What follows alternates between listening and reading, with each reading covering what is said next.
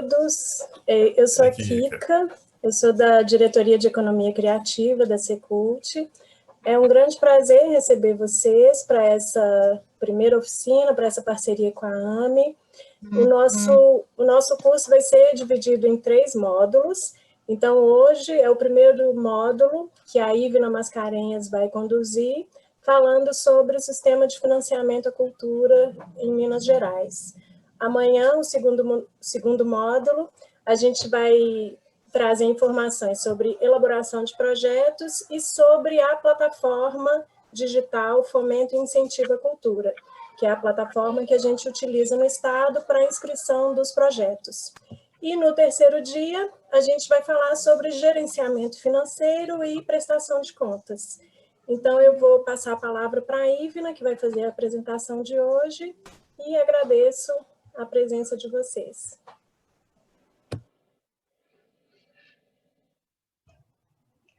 Olá, pessoal, boa tarde. Meu nome é Ivna, agradeço a presença de todos vocês. Eu vou compartilhar minha tela, só um minutinho. Acho que o Rodrigo vai ter que te colocar, Ivna, como anfitriã. Você conseguir compartilhar. Ok. Hoje a gente vai iniciar com o assunto mais chato, que é a legislação, né? Nós vamos falar um pouquinho da legislação, falar um pouquinho sobre o que é o sistema de financiamento, né? Legalmente falando. Vamos falar um pouquinho desse fluxo de projetos ou fluxo de atividades e ações, né, que a política nos permite. Vou trazer um pouquinho dos dados, né, que a gente tem dos últimos anos do Fundo e da Lei, e aí a gente, então, abre para os questionamentos, enfim, para as questões que vocês tiverem durante a apresentação. Eu vou tentar ser breve no início da apresentação para a gente ganhar mais tempo nessa parte da legislação. E, enfim, vocês podem fazer as anotações no chat e nos encaminhar depois. Acredito que vai ter o Sérgio está aqui nos auxiliando hoje com as perguntas, né, para poder anotar as perguntas de vocês, para a gente poder responder no final. E aí, enfim, hoje nós teremos esse primeiro módulo para conversar. Deixa eu ver se eu já consigo apresentar. Já, ótimo.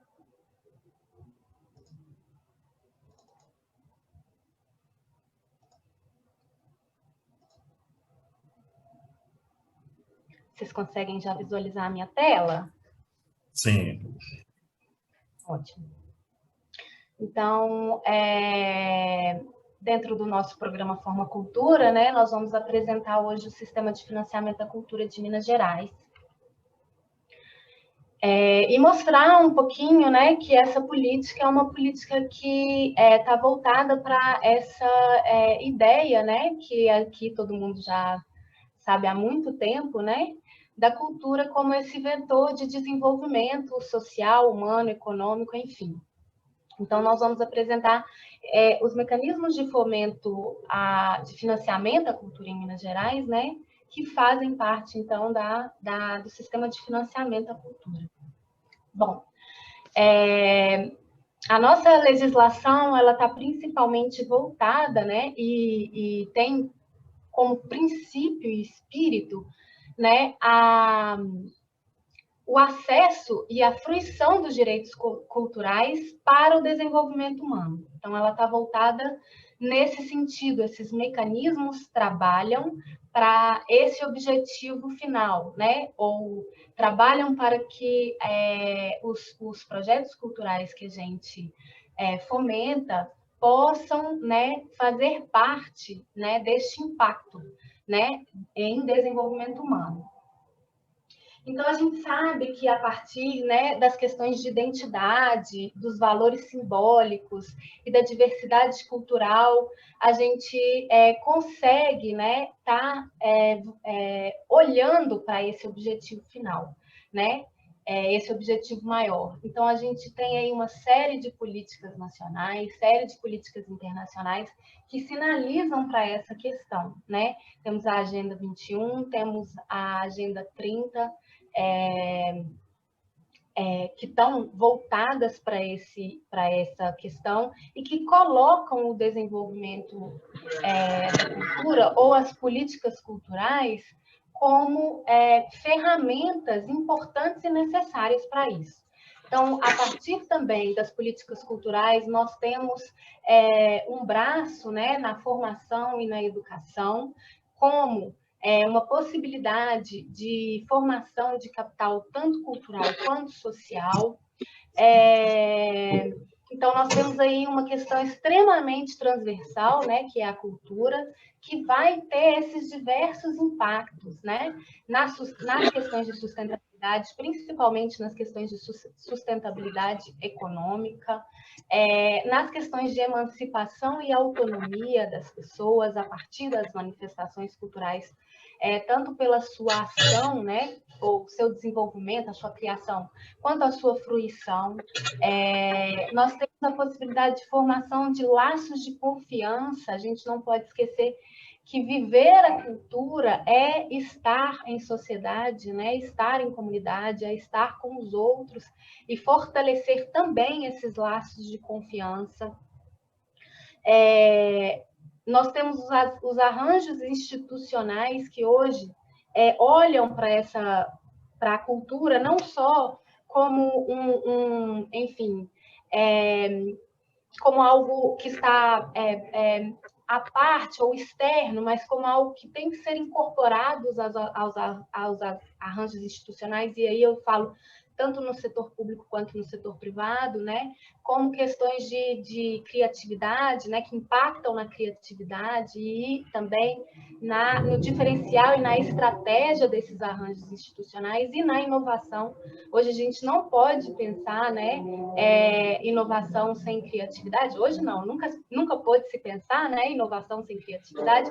E o desenvolvimento cultural e as políticas culturais, elas têm impacto nisso também, né? As pessoas viverem a cultura, isso faz uma diferença, isso torna as pessoas, né, mais preparadas aí para relacionar todas essas tecnologias, se relacionar melhor com a tecnologia, conseguir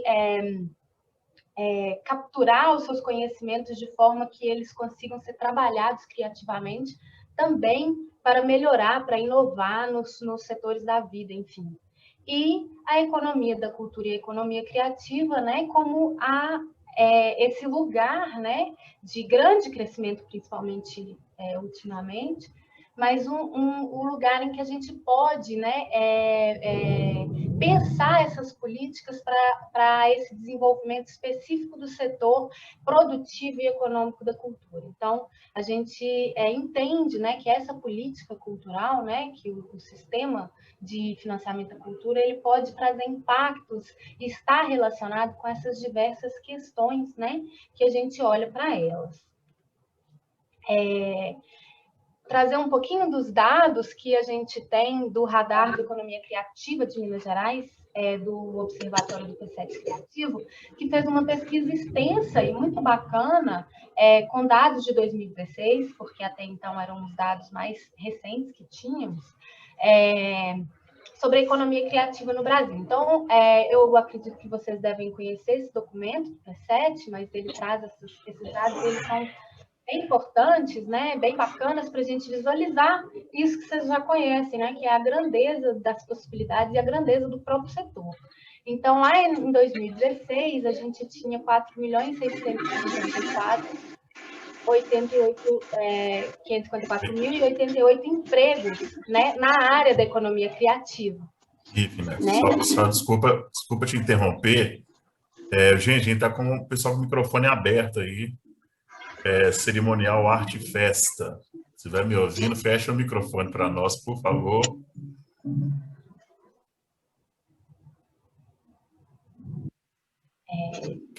Obrigada. Conseguiu mutar? Acho que está aberto ainda. Deixa eu ver. Cerimonial está aberto ainda o microfone. Melhor a Ivna silenciar, vai nos participantes, silencia todos. Só tem um...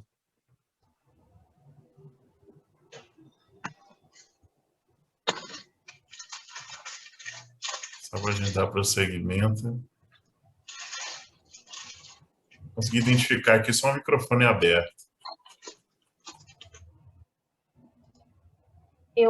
Vocês estão me ouvindo?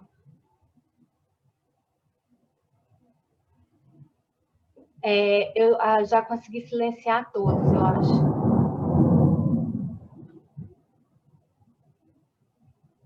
Posso continuar?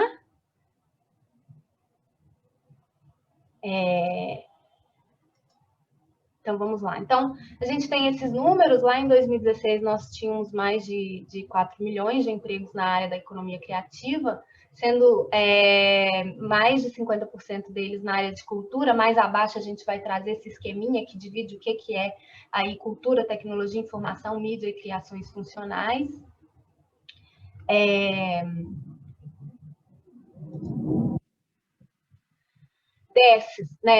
Desses empregos, né? Desses empregos não. Em relação a empresas, nós tínhamos mais de 500 mil empresas, né, no setor criativo, também ficando a maior parte delas dentro do setor da cultura e em seguida em criações funcionais, né, no Brasil, sendo cultura, né, os assuntos relacionados ao patrimônio cultural, as atividades artísticas, especificamente a gastronomia, a mídia relacionada ao setor de edição e editorial, ao audiovisual e à música, a tecnologia e inovação com os setores de software e conhecimento, e as criações funcionais abarcando aí a arquitetura, a publicidade, a moda, o design e o setor mobiliário, né, os móveis. Já para a economia criativa em Minas Gerais, né, os números são esses, né? Então, naquele mesmo período, né, no ano de 2016, em Minas Gerais, a gente tinha 457.925 empregos gerados na área dos setores, também ficando a área da cultura com a maior parte deles, seguido do setor de criações funcionais, e 788,24 mil de massa salarial mensal sendo produzida no setor da cultura, né? E então a gente tem um setor de economia criativa respeitável, né, necessário e que produz, né? Eu me lembro de ter uma expressão de um livro que eu vi uma vez que era a expressão de que cultura dá trabalho, no sentido de que ela produz, né, trabalho, ela fomenta o mercado de trabalho, assim como ela dá trabalho no sentido de fazer cultura, né, fazer esse mercado rodar. É trabalhoso, é complexo, e é importante da gente olhar para eles e principalmente para os mecanismos de fomento que são aí hoje a principal forma de financiamento no setor como ação pública, né, como ação do setor público. Em relação ao investimento cultural, né, então nós temos aí que o setor cultural ele traz desenvolvimento econômico local. O investimento em cultura, ele gera retorno, né, nas dimensões tanto social como cultural, como institucional, como econômica mercadológica, pela transversalidade, né, desse assunto. Ele pode atingir todos os membros, né, de uma empresa, quando a gente está falando de empresas especificamente, desde os seus acionistas, né, a seus clientes, como a comunidade, enfim, o público interno, os familiares, o governo, a imprensa. Então, ele é um setor que tem um envolvimento e tem possibilidades muito grandes, vastas e diversificadas.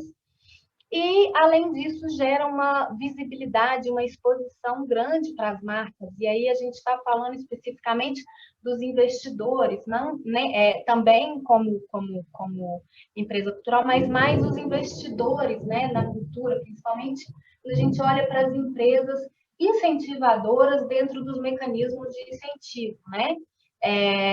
porque há essa criação de um contato de forma positiva com a marca, né? Há essa questão do marketing social que é extremamente trabalhado quando você investe em projetos culturais nesse sentido. Então, a gente tem aí geração de valor agregado, né? Para a empresa, no caso de imagem sólida, saúde financeira, boa gestão, idoneidade. Tem-se o reconhecimento, a consolidação e a valorização da marca, e tem a geração de mídia espontânea e positiva nesse sentido. Para além disso, a gente não pode, né, deixar de lembrar alguns dados também, ainda de 2017, a partir de algumas pesquisas, né, que eu acho que é importante a gente lembrar aqui, quando a gente fala sobre isso, né, em 2017, 2,6% do PIB nacional foi gerado pelo setor da economia criativa.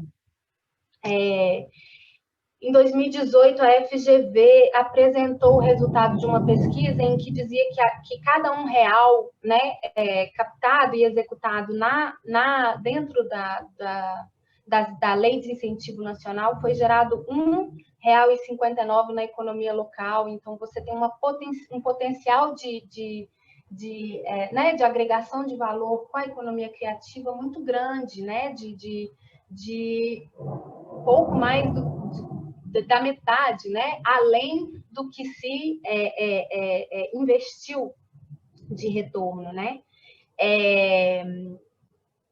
Entre os anos de 2013 e 2017, o setor cultural nacional cresceu a uma taxa média anual de 8,1%. Então, um crescimento bem acima daquilo que a gente tinha visto na economia. Então, o setor cultural é um setor importante, ele precisa de ser olhado, ele precisa de ser fomentado, né? Então, enfim, é para esse lugar que o nosso sistema de financiamento da cultura tem que olhar. Gente, vocês esperam só um minutinho, aqui está chovendo bastante, eu só vou fechar a janela aqui, só um minutinho.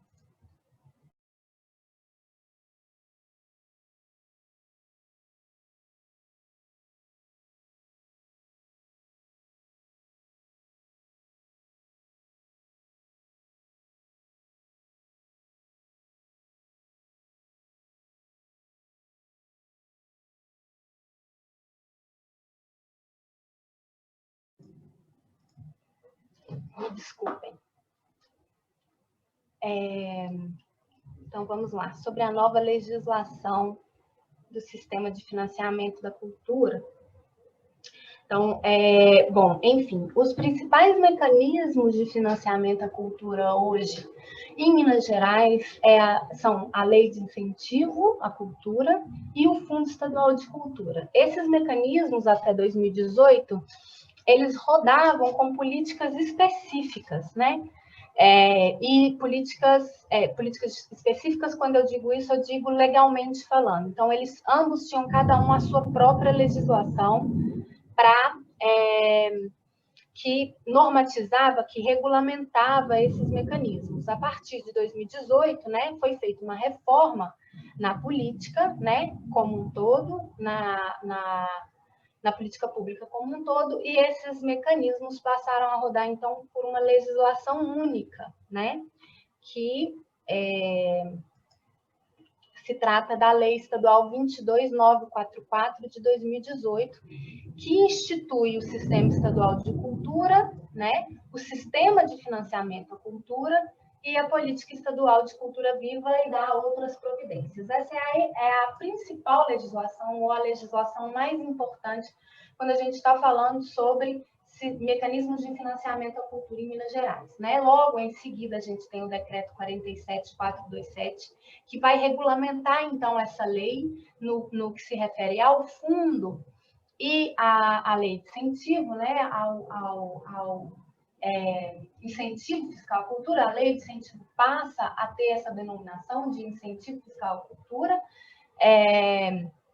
e Também mas já não, essa lei já não regulamenta a política estadual de cultura viva, que vai ter uma regulamentação específica, um decreto estadual específico para isso. Também, né, é importante a gente ter o conhecimento do decreto 47729, que especificamente dentro do sistema vai regulamentar as ações especiais que estão relacionadas à forma de operacionalização, uma das formas de operacionalização do Fundo Estadual de Cultura. Também temos a resolução SEC 10 de 2019, que regulamenta o cadastro de beneficiários e empreendedores na plataforma digital de fomento e incentivo à cultura, e conhecer essa resolução também é importante, porque hoje, né, depois da reformatação do sistema, o cadastro de beneficiários e empreendedores, ele é pré-requisito para se participar de editais. Então, quem não tem cadastro não pode entrar com projetos, então é importante que esse cadastro seja feito o mais rápido possível. Inclusive, é um cadastro que ele está aberto o ano inteiro, e ele está aberto o ano inteiro, exceto no período que vai ali de meados de dezembro até meados de janeiro, quando a gente fecha a plataforma para fazer melhorias nela. Mas, fora isso, é um cadastro que está aberto o ano inteiro e ele é pré-requisito. Então, assim, todos com intenção de entrar com projetos tanto na Lei de Incentivo quanto no Fundo Estadual de Cultura precisam ter esse cadastro na plataforma. Amanhã a gente vai falar um pouquinho da plataforma, como é que ela funciona, enfim, como que é feito esse cadastro, mas é já importante ter contato com essa legislação. Essa legislação que eu estou mencionando, gente, vocês encontram tanto principalmente as leis e os decretos, vocês encontram a partir do site da Cultura, tá? Da Secult, quanto também a partir do site da Assembleia Legislativa. Já a resolução vocês encontram lá no site da Secult, tanto no ambiente do fundo quanto no ambiente da lei, lá dentro do site, tá? E a resolução 136, que regulamenta especificamente o IFC, ou seja, a lei de incentivo. Então, para participar da lei de incentivo é importante também ter conhecimento dessa resolução, porque é ela que vai dizer ali como a lei de incentivo vai rodar, né? Como funciona a lei de incentivo, e os editais do FEC, que seriam, então, aí, o mesmo que essa resolução é para a lei de incentivo, os editais do FEC é para o Fundo Estadual de Cultura, porque são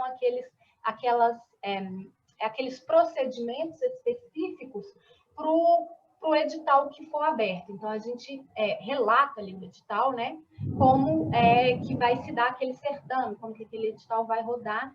Então, ele passa a ser uma normativa em relação a isso também. Então, a gente tem dentro do sistema a composição feita pelo Incentivo Fiscal da Cultura, que é a lei de incentivo, o Fundo Estadual de Cultura e a Comissão Paritária Estadual de Fomento e Incentivo à Cultura, que é a comissão de especialistas formada para analisar tanto os projetos que chegam via fundo, quanto os projetos que chegam via lei de incentivo. Então, além de regulamento, né, de estabelecer os dois mecanismos, a gente estabelece, então, essa comissão, que é a comissão que vai fazer a análise desses projetos, né? Análise técnica dos projetos, né? Então, vamos falar um pouquinho sobre que tipo de projeto a gente tem podem ser beneficiados pelo sistema, né? Temos, então, projetos que são prioritariamente de caráter cultural, né? Obviamente, relacionados à produção, pesquisa, documentação, publicação técnica, seminários, cursos e bolsas de estudos, novas mídias, concursos, mostras, circulação, eventos, feiras, festivais, aquisição de acervo, intercâmbio e residência artístico-culturais. Esses são os principais projetos, né, os principais segmentos que esses mecanismos olham para quando a gente fala da política, né? E dentro desses mecanismos, então, a gente podem apresentar projetos culturais as pessoas físicas, as organizações da sociedade civil, as empresas de natureza cultural, as entidades públicas estaduais de natureza cultural, os municípios e as entidades municipais vinculadas às prefeituras, né, que sejam de natureza cultural.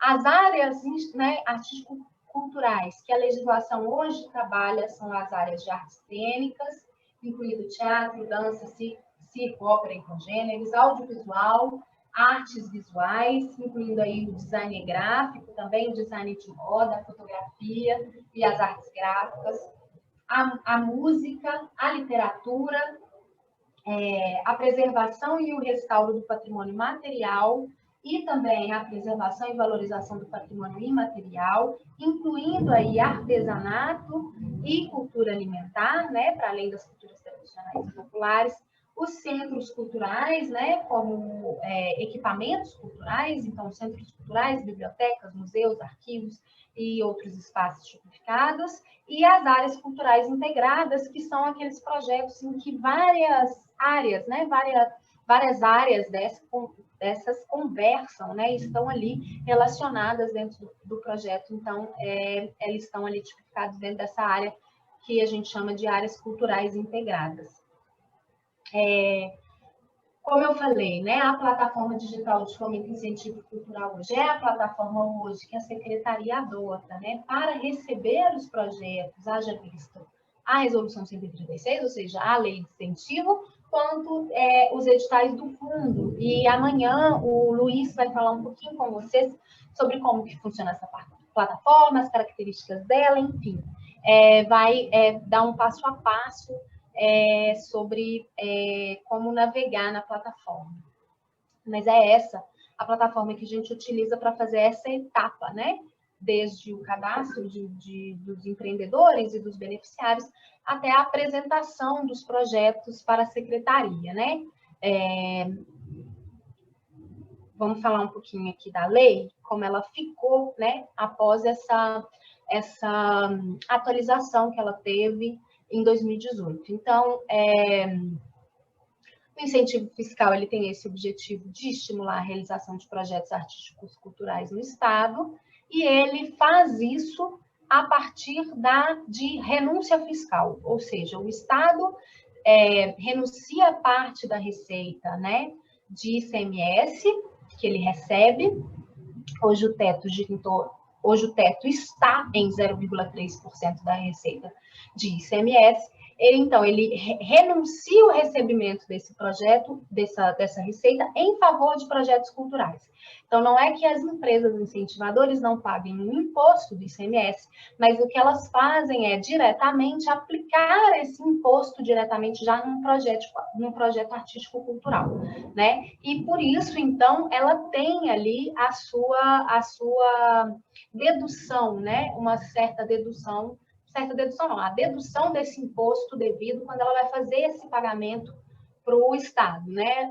Isso que a gente chama de DI homologada, né? A partir da DI que a gente vai, então, ter que é essa declaração do incentivador em que a gente acorda, né, entre a Secult, a Fazenda e o incentivador, de que ela ali vai ter essa dedução de imposto em favor de um projeto cultural que ela escolhe investir, né? Então, o incentivador é o contribuinte de ICMS que apoia financeiramente projetos artístico-culturais com recursos deduzidos do valor do imposto devido mensalmente, e aí a gente coloca quais são os artigos da lei que vão especificar, né, quais vão ser essas regrinhas de dedução para cada tipo de empresa e os limites que eles têm de dedução a partir das características da empresa. Então, são os artigos 28 e 29 da 22944, e a forma como ele vai fazer esses pagamentos, né,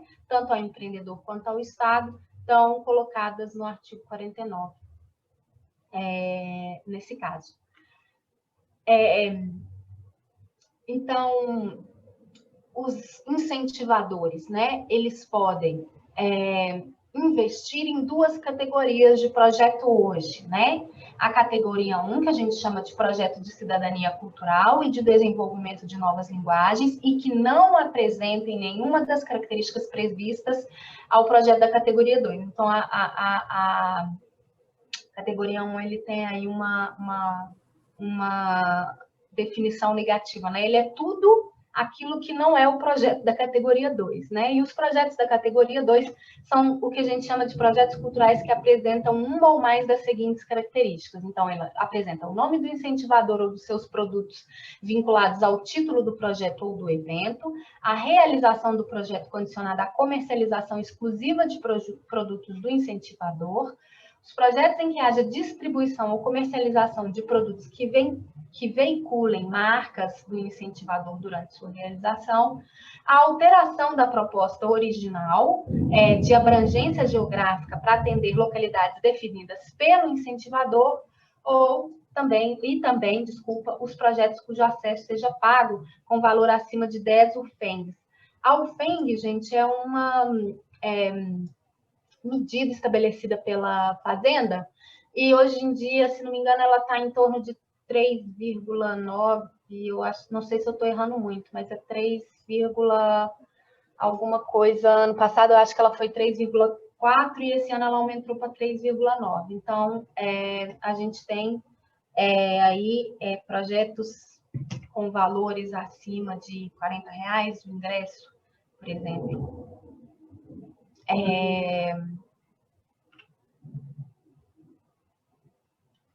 Dedução fiscal, então, dentro do fundo, né? A nova legislação, e aí é importante a gente prestar atenção aqui, porque a nova legislação, ela estabeleceu uma forma colaborativa entre os recursos da Lei de Incentivo e os recursos do Fundo Estadual de Cultura.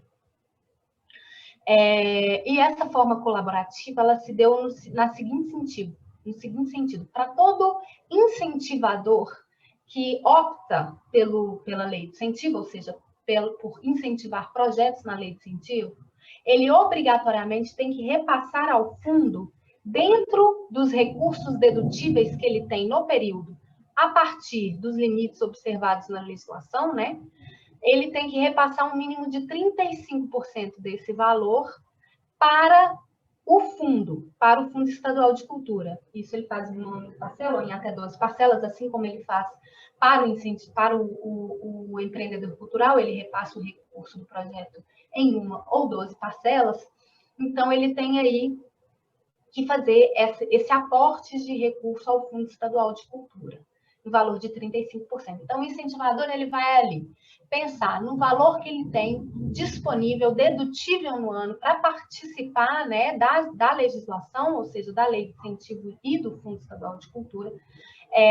Ele pensa ali o total que ele tem, 65% desse valor ele tem para escolher, né, discricionariamente, ele tem para escolher a partir dos projetos que ele pretende incentivar, e 35% desse valor ele vai investir no fundo, que vai abrir editais específicos, né, para projetos de interesse da secretaria. E aí é importante a gente lembrar, né, gente, que o Fundo Estadual de Cultura, ele surge, né, lá em 2006, com uma intenção principal, que é a intenção de corrigir erros possíveis, né, da distribuição de recursos via lei de incentivo.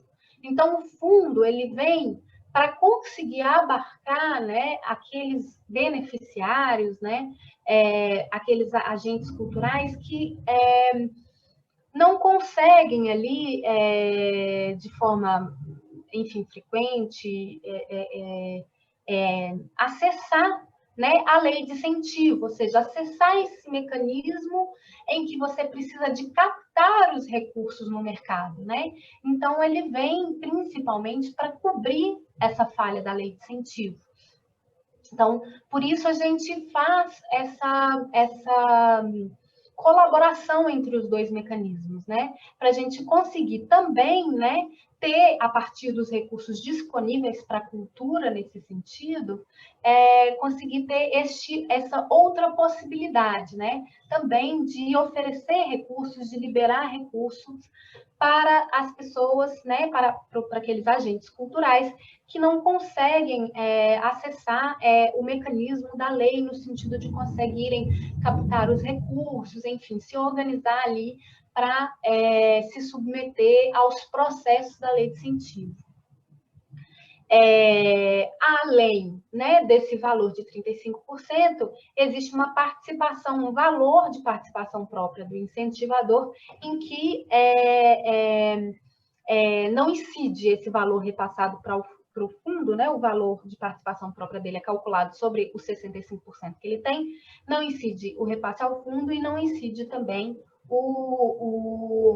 a dedução, o valor da dedução.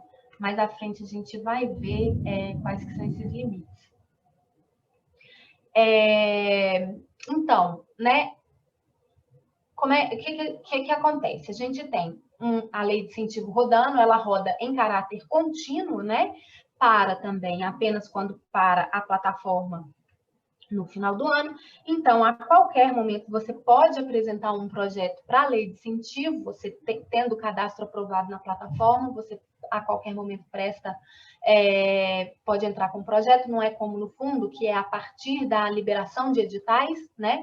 Então, você tem ali para o fundo, normalmente, você tem prazos, né, de inscrição de projetos, já a lei de incentivo é esse fluxo contínuo. Então, o empreendedor, né, o empreendedor cultural, que é a pessoa que apresenta o projeto cultural, ela nos apresenta um projeto, esse projeto passa pela avaliação da comissão, né, como eu falei, e os projetos aprovados, eles recebem um certificado de aprovação e então eles partem, né, para buscar incentivadores no mercado, né? Buscando incentivador no mercado, uma vez que ele encontra um incentivador, ele vai então entregar para a gente um documento que a gente chama de DI, que é a Declaração de Incentivo, que vai ser homologada junto à Fazenda, né, a Secretaria de Fazenda, e então aí começa a execução em si do projeto cultural que foi aprovado via lei de incentivo. Então, como eu falei, né, então o incentivador, ele vai então, a partir do momento em que ele declara, né, esse incentivo, ele vai repassar os recursos devidos, né, correspondentes ao acordo que ele fez com o empreendedor, diretamente ao empreendedor, mediante o depósito numa conta bancária específica que o empreendedor abre para esse projeto cultural, e a conta bancária é nova e específica para ser facilitado a prestação de contas, né, para que a prestação de contas ali, a gente consiga ter um maior controle dela, né, a partir dessa conta única e específica para o projeto, que é aberta para isso. E, então, ele, a partir do momento que ele vai passando, né, que ele passa esses recursos para o empreendedor cultural, ele vai poder ter as deduções desses recursos que foram aplicados no projeto, observando aí também a legislação nos artigos 49 e 50. Além desse valor, como eu falei, né, além desse valor que o incentivador repassa tanto para o fundo quanto para o projeto cultural, né, ele ainda tem ali uma participação própria, que a gente chama de contrapartida, né, de recursos próprios, e ela é calculada sobre o montante que ela passa ao empreendedor e a partir desses valores que estão aí colocados para vocês. Para os projetos culturais da categoria 1, 1%, 3% e 5%. A depender do tamanho da empresa incentivadora, né? E para os projetos da categoria 2, 5%, 15% e 25%. Esse recurso ele é passado para o fundo também, tá? Mas é importante do empreendedor conhecer essas questões, porque quando ele está ali na conversa com o incentivador, é bastante profícuo que ele já informe isso, né, para o incentivador. Então, a gente tem 5%, 15% e 25% no caso da categoria 2, sendo que, para projetos de empreendedores do interior do estado, esses valores tem uma dedução de 50%, né? Passam a ser, então, 0,5, 1,5 e 2,5. E no segundo caso, né, dos projetos da categoria 2, 2,5, 7,5 e 13 e 12,5. Isso. Sou ruim de matemática, assim, de uma vez.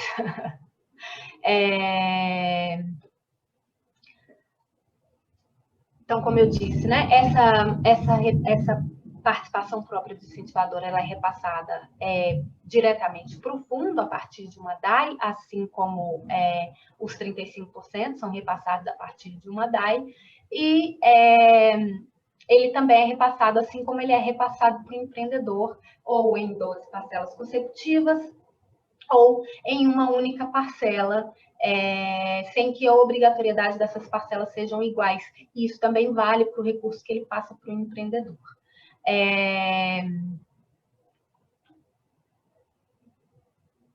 O incentivo fiscal à cultura, né? Então, ele é voltado para esses empreendedores que podem ser, né? Pessoas físicas domiciliadas no Estado há mais de um ano, isso é importante, gente.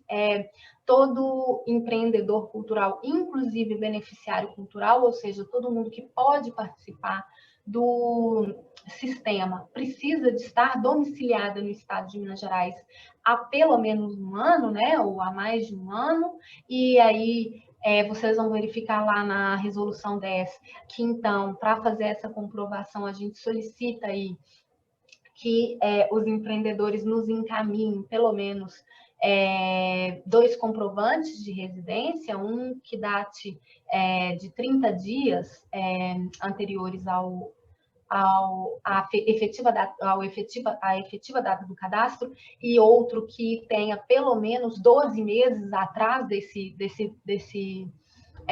dessa documentação recente. Então, ela tem que ser pode ser uma pessoa física, então, obrigatoriamente domiciliada no Estado há mais de um ano e diretamente responsável pela promoção e pela execução desse projeto cultural que vai ser apresentado, né?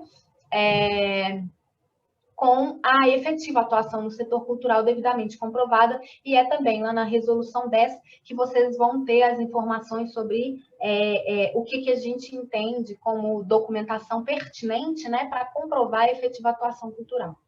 E também pessoas jurídicas com ou sem fins lucrativos estabelecidas no Estado, com objetivo cultural explicitados em seus atos constitutivos, e isso também é importante. Então, nos atos constitutivos, né? Desculpe, gente, falei consecutivos, nos atos constitutivos dessa pessoa jurídica, é preciso, né, que ela tenha aí o objetivo cultural explicitado, que também seja diretamente responsável pela promoção e pela execução do projeto cultural a ser contemplado e que tenha, no mínimo, um ano de existência legal e efetiva atuação no setor cultural devidamente comprovados, né? E para esse caso, né, da lei de incentivo, a gente tem também a permissão de participação do microempreendedor individual se inscrever com um projeto na modalidade de incentivo. Os limites, né, de valor por projeto são esses que vocês estão vendo aí. Então, nós temos até 250 mil para projetos relativos a produtos culturais, né, inscritos tanto por pessoa física quanto pessoa jurídica. Até 750 mil para projetos relativos a produtos culturais exclusivamente na produção audiovisual, até 250 mil para projetos de criação artística para novos artistas, até 400 mil para projetos relativos à circulação de manifestações culturais, até 250 mil para projetos de oficina e formação cultural, até 250 mil para projetos relativos, e aí é importante, né, para vocês esses dois, principalmente esses dois incisos, né, que é relativos à promoção de eventos culturais, e no caso de pessoa física, 250 mil, no caso de pessoa jurídica, até 350 mil, até 750 mil para projetos relativos a eventos culturais que comprovem, no mínimo, a realização de 3 edições, inscritas por pessoas jurídicas com e sem fins lucrativos, até 750 mil para projetos que envolvam manutenção de entidade, né, artístico-cultural, inscritas por pessoa jurídica, e até 900 mil para projetos que envolvam reforma ou construção de edificação, aquisição de acervo e equipamentos de entidade artístico-cultural sem fins lucrativos, inscritos por pessoas jurídicas sem fins lucrativos. Além disso, a gente tem o projeto de continuidade dentro do incentivo fiscal do Cultura, em que também tem limites específicos, e aí nós temos os seguintes limites, que é até de 1,5 milhão para projetos relativos a eventos culturais que comprovem, né, no mínimo 3 edições escritas por pessoa jurídica, com sem fins lucrativos. E o que isso quer dizer? Projeto de continuidade, gente, é projeto que vai acontecer em mais de um ano, né? Normalmente os projetos culturais, eles têm esse limite de até um ano, de até 12 meses, né, de execução, e os projetos de continuidade, eles podem até ter um limite de até 36 meses, 3 anos, né, no caso. Até 1,5 milhão para projetos que envolvem manutenção de entidade artístico-cultural sem fins lucrativos, né, que propiciem o desenvolvimento artístico-cultural e que comprovem, né, a realização de atividades por um período mínimo de 3 anos, inscritos por pessoa jurídica, e até 1,8 milhão para projetos que envolvam reforma ou construção de edificação, aquisição de acervo e equipamentos de entidade artístico-cultural sem fins lucrativos, inscritos por pessoas jurídicas. Desculpa. O fluxo, então, do projeto cultural, né? Como eu já havia falado antes, no caso do IFC. Então, a gente tem um empreendedor cultural ali, ele apresenta o projeto segundo os critérios relativos à resolução 136, né? E a partir do cadastro da plataforma. Os projetos são analisados pela Comissão de Análise COPEFIC no prazo de até 60 dias. A comissão ela publica no site da Secretaria um calendário anual de reuniões, então é bacana vocês darem uma olhada nesse calendário, porque para vocês saberem, vocês já terem mais ou menos a data de em qual reunião, né, em qual reunião do ano o seu projeto vai ser avaliado a partir da data que você inscreve o projeto, né? Esse projeto, quando considerado apto pela COPEFIC, ele recebe esse documento que a gente chama de autorização de captação. A autorização de captação ela tem uma vigência de 12 meses, prorrogável por mais 12 meses. Em posse, então, da autorização de capacitação, o empreendedor cultural ele está apto, né, a captar esses recursos junto às empresas incentivadoras. Uma vez que ele consiga esse incentivo, né, que ele tenha aí uma empresa incentivadora interessada no projeto dela, ele envia para a gente, né, a declaração de incentivo apresentada à Secretaria de Estado de Cultura, e aí a gente já tem o processo sendo migrado da plataforma, né, de inscrição de projetos para o SEI, que é o sistema de informação, né, que o governo de Minas ele utiliza, e a gente utilizou o SEI por 2 motivos específicos e importantes. Primeiro, que o SEI a gente consegue tramitar processos rapidamente entre setores diferentes do governo, e segundo, porque o SEI ele permite a possibilidade de assinatura digital. Então, a gente não fica mais dependendo, né, de documentação física na secretaria, a gente consegue fazer toda a tramitação digital e a possibilidade, né, dos vários setores envolvidos, né, os setores internos, né, do governo envolvidos, terem acesso a essa documentação rapidamente, facilmente, a partir do sistema. Uma vez que essa declaração de incentivo ela é homologada, a gente tem, então, a formalização desse incentivo por parte da Secretaria de Estado de Fazenda e em posse, né, da declaração de incentivo homologada, a empresa, então, incentivadora, vai poder já realizar os repasses para a conta corrente específica do projeto. Como eu disse, né, tanto a lei quanto, principalmente, a Resolução 136, elas trazem essas questões dos prazos de repasse dos recursos. Uma vez que o projeto recebe pelo menos 20% do valor captado, quando ele recebe ali a margem de 25% do valor captado, não, gente, do valor aprovado, desculpa, tem um erro aí. Quando, então, vocês têm a CA com um valor aprovado, quando vocês captam no mercado e recebem 20% desse valor aprovado pela captação, o projeto está apto a iniciar a partir da aprovação de uma readequação junto ao Estado. E por que que a gente faz aí, antes do projeto efetivamente iniciar, quando ele tem 20% dos recursos, a gente faz essa readequação?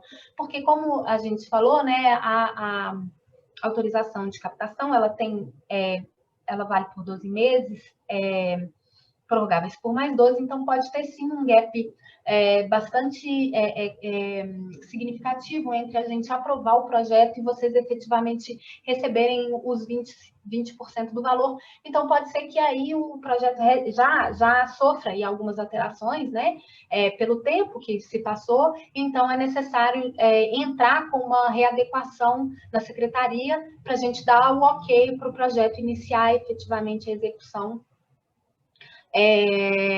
da ação que foi proposta, né? E ao final da execução desse projeto, né, o empreendedor cultural, que é quem entra com o projeto, vai então ser responsável por apresentar a prestação de contas à secretaria. E a prestação de contas também tem uma regulamentação própria, que são as instruções normativas relativas tanto ao fundo quanto ao incentivo fiscal da cultura, que vão dizer, então, como se executa projetos e como se presta contas deles. Nós também, no final, a última sessão desse curso, né, aqui, como bem a Kika informou no início, é especialmente voltada, né, a falar um pouquinho sobre o que é a prestação de contas. Bom, temos aí, então, alguns dados da Lei de Incentivo entre 2019 e 2020. Então, nesses 2 anos, a gente teve 351 projetos inscritos, 213 projetos autorizados a captar e efetivamente captados 133. Em 2019, nós tivemos 371 projetos a captar e em 2020 nós tivemos, então, 211 projetos. A distribuição, aí vocês percebam, né, como está a distribuição, né, dos projetos autorizados a captar por região intermediária de Minas Gerais.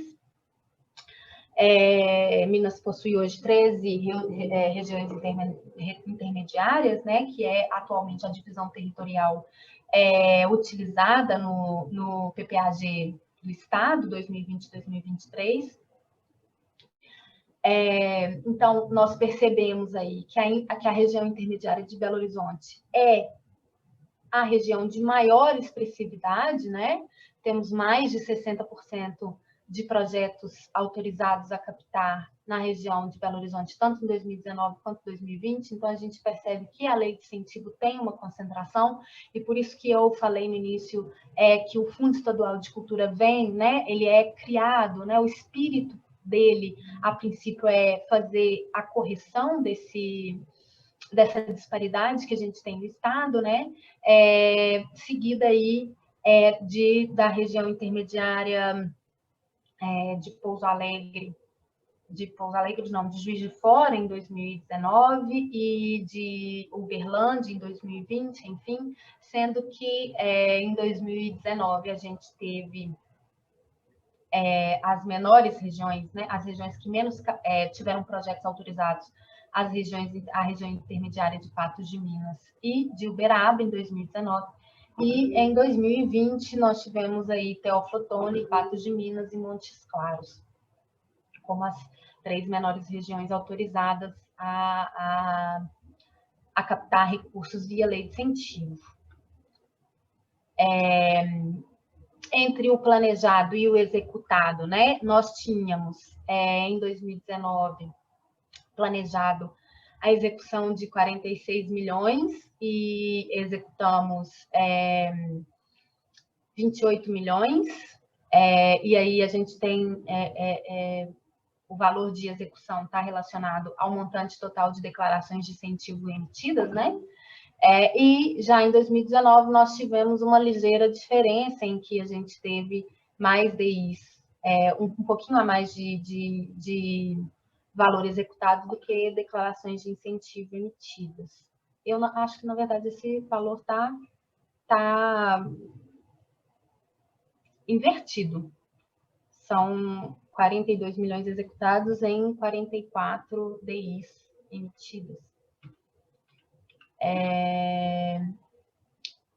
A gente traz essa tabela porque esse cálculo, né, do incentivo, do valor incentivado, ele é um pouco confuso, devido à questão dos 35%, né? Então, por isso que é bacana a gente informar que, antes de tudo, a empresa incentivadora, é importante que ela entenda aí o montante de recursos que ela tem disponível para utilizar dentro das questões, dentro da legislação, ou seja, né, a partir do valor que ela pode deduzir, e aí isso depende dos critérios relativos ao tamanho dessa empresa. Normalmente, gente, as empresas olham um pouquinho ali para a questão da participação própria, né, dos recursos que elas têm disponíveis para participação própria, e aí, então, elas definem, a partir desse montante de recursos disponíveis, né, em participação própria, elas definem o valor que elas vão disponibilizar no período para poder direcionar ao incentivo fiscal de cultura e o Fundo Estadual de Cultura. Então, o cálculo é basicamente o seguinte: ela tem, então, vamos supor que você tenha um projeto no valor de 100 mil, você é empreendedor, né? E aí tem as categorias, eu vou vou falar da categoria 1, mas depois a gente, enfim, vocês têm aí os exemplos das outras categorias, né? Na categoria 1, então, né, para projetos da categoria 1, vou falar do interior, no interior de Minas Gerais, que tem o valor total do projeto de 100 mil reais.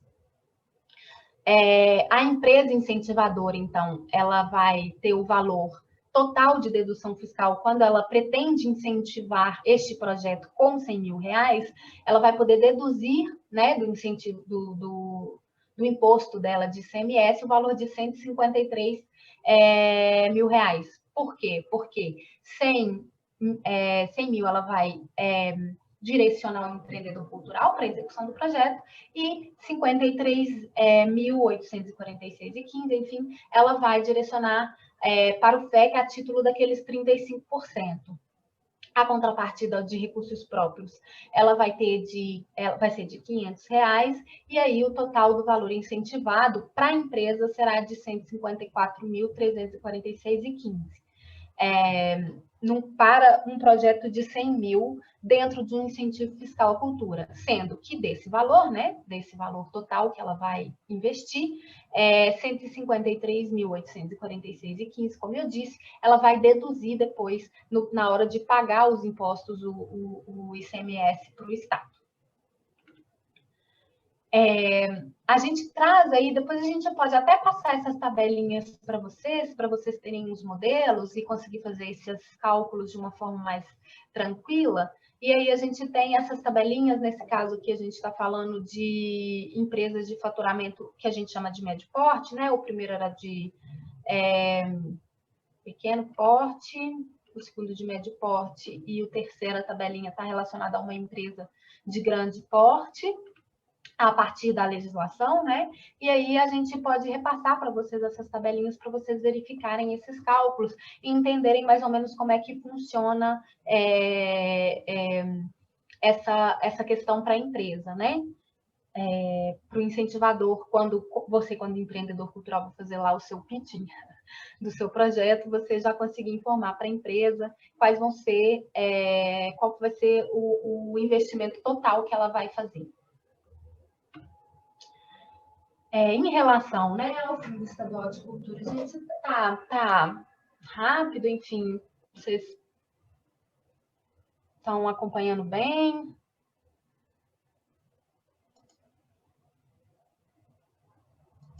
Tá tranquilo. Tá legal. Para mim, tá tranquilo. Tá dando para acompanhar, sim. Então, vamos lá. Então, vamos continuar. Então, como eu falei, Agora a gente passa a falar um pouquinho do Fundo Estadual de Cultura, que então ele é um mecanismo diferente da lei, justamente porque ele tem essa ideia de tentar corrigir ali, né, a partir também das limitações que ele tem, principal, né, e uma dessas limitações é especialmente a limitação legal, mas enfim, a gente vai falar um pouquinho sobre isso, mas ele vem ali para ter essa ideia, né, de maior capilaridade dos recursos do financiamento, do financiamento à cultura em Minas Gerais, né, do incentivo, do fomento à cultura no Estado. Então, ao contrário da lei de incentivo, em que você apresenta um projeto e de posse, né, desse certificado de aprovação, você vai captar junto ao mercado os recursos para o seu projeto, o Fundo Estadual de Cultura, ele é um mecanismo que vai liberar os recursos para esse beneficiário.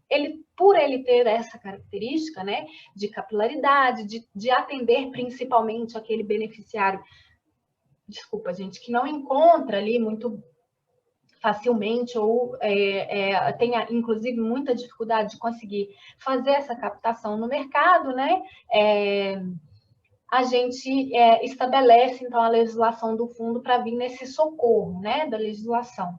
Então, são recursos que são ou liberados, né, pela Secretaria de Estado de Cultura, via o que a gente chama de financiamento não reembolsável, ou são recursos via BDMG, especificamente dentro da política do fundo, via financiamento.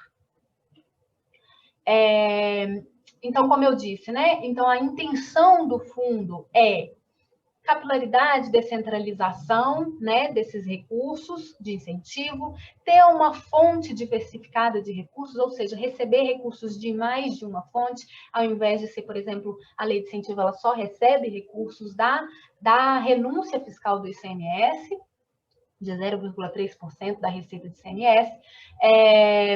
A gente tem a questão de que no FEC, né, o saldo positivo de um ano para outro apurado, né, ele é transferido para o exercício seguinte, o que também não acontece por incentivo fiscal. Então, a cada ano, a cada exercício fiscal, a Fazenda estabelece a receita, né, ela programa a receita, ela planeja a receita, e 0,3% dessa receita ela é renunciada em favor da lei de incentivo. Já o fundo, quando ele tem um saldo de recursos, vocês vão ver lá para frente, quando a gente estiver apresentando para vocês os dados do fundo, vocês vão perceber aí que houve saldo de recursos nos anos anteriores. Então, para esse ano, por exemplo, para esse ano e para o próximo, a gente tem um saldo de recursos a ser executado no fundo, isso é transferido de exercício para exercício, então há também esse acúmulo de recursos no fundo estadual, e os principais beneficiários do fundo, né, são as entidades de direito público municipal, ou e aí a gente está falando das prefeituras e das autarquias vinculadas às prefeituras que tenham natureza, né, artístico-cultural, as pessoas físicas e as pessoas jurídicas de direito privado com ou sem fins lucrativos, na forma estabelecida na lei, com essa especificação. As pessoas sem fins lucrativos participam do financiamento não reembolsável, ou seja, aquele recurso que sai direto da secretaria para a execução do beneficiário e, ao final da execução, a prestação de contas desse recurso para o Estado. E as com fins lucrativos, elas não têm possibilidade no Fundo Estadual de Cultura hoje de participar do financiamento que a gente chama de não reembolsável, elas podem participar de editais de financiamento reembolsável, ou seja, que contrair um financiamento junto ao BDMG dentro do que o fundo estabelece ali na legislação. Enfim, a legislação estabelece ali os critérios, os valores relativos aos juros, enfim, o formato desse financiamento. Esses editais, né, de financiamento, eles são mais raros, né, de serem abertos, porque eles dependem, né, de um fundo específico no BDMG, que é voltado para atendimento da política nesse formato, e o que a gente mais tem de execução no fundo é a execução, e que é a mais interessante, eu acho, né, para o setor, é a de financiamento não reembolsável, né, que a gente chama de financiamento não reembolsável. Então, para isso, o FEC estabelece editais para as modalidades que ele prevê, né? E esses editais, eles podem ser setoriais e regionalizados. Ou seja, a gente pode soltar editais que sejam só para determinados segmentos ou só para determinadas regiões do Estado, a partir da política, enfim, né? Da política adotada, né, pelo governo, em conversa, obviamente, com os setores, né? A gente tem essa intenção da participação e ela é muito importante porque ela estabelece aí, né, esse planejamento para os anos a partir dos editais nesse sentido, haja vista que é um recurso, né, que de repasse direto e sem reembolso para o Estado. Nesse sentido, é um investimento direto do Estado nos projetos culturais, né?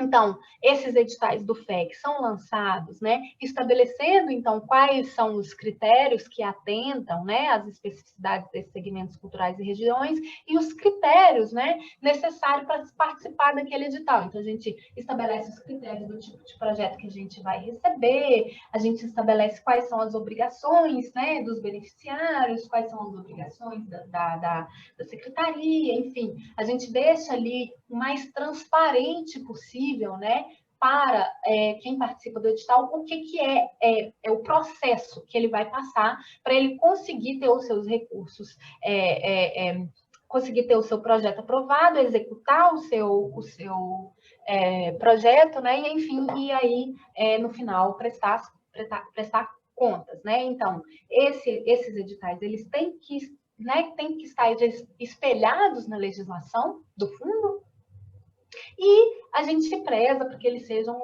o mais transparentes possíveis, até porque, né, querendo ou não, um edital é um mecanismo licitatório, né, e a gente vai ter ali, junto dos nossos beneficiários também, fornecedores, né, da Secretaria com projetos, com ações culturais no setor cultural, que é o que nos importa, né?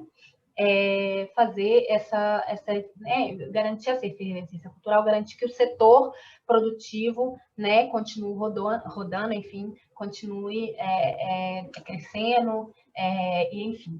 E o FEC, especificamente, também pode receber recursos relacionados à dívida ativa, mas à frente eu vou falar um pouquinho sobre isso, tá? Anteriormente, na legislação anterior, os recursos de dívida ativa, eles eram direcionados à lei de incentivo, e a partir da nova legislação, eles estão aqui direcionados ao Fundo Estadual de Cultura. E aí, na questão da dívida ativa, isso é mais interessante para aquelas empresas que tenham dívida ativa, né?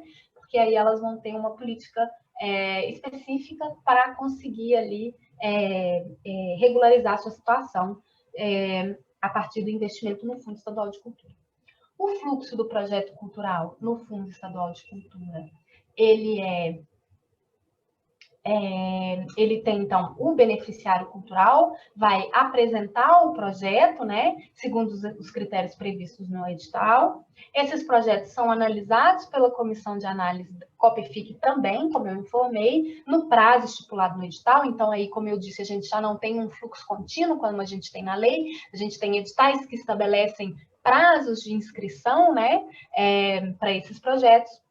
O projeto sendo considerado aprovado pela COPEFIC, né, é feita o que a gente chama de fase de habilitação do beneficiário, né, que é onde a gente analisa a adimplência desse proponente em relação ao setor público. Então, sim, é onde a gente tem aí essa parte burocrática de documentação a ser analisada do proponente para ele receber esses recursos, e essa documentação estando correta, estando válida, né, o projeto é contratualizado e, então, a Secult libera os recursos diretamente ao proponente.